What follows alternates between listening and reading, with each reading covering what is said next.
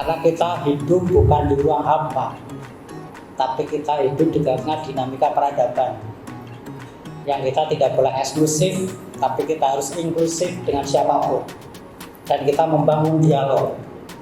Dialog bukan peleburan diri.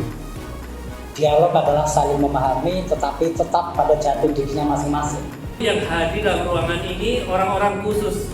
Kenapa saya katakan orang-orang khusus? Karena dari tahun lalu, dari bulan Oktober yang lalu, kami mulai melakukan program training LKLB, Literasi Keagamaan Lintas Budaya, yang Bapak Ibu sudah menjadi alumninya, sudah mengikutinya dan lulus. Bapak Ibu adalah 35 Jawa Tengah, ya, yang mengikuti workshop pada hari ini. Bapak Ibu ini adalah agen yang sangat penting untuk kita ajak bekerja sama.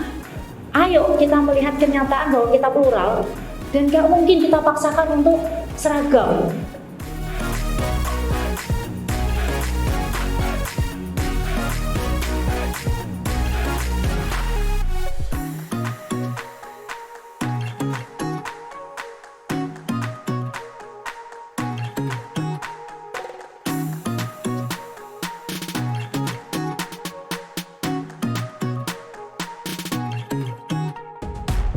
Ketika saya ke gereja itu ada ketakutan. Nah, karena apa? Kiai saya dulu mengatakan ketika saya datang ke gereja, awas kowe engko dadi murtad. Nah, ini juga salah ini ya. Sebetulnya sangat luar biasa umat lain berada di gereja. Harapannya dengan acara-acara seperti ini kita bisa terbuka mindsetnya. Sungguh jadi kebanggaan kita bisa bersilaturahmi ke sini. Tadi ke sini deg-deg Pak, tapi sekarang enjoy aja.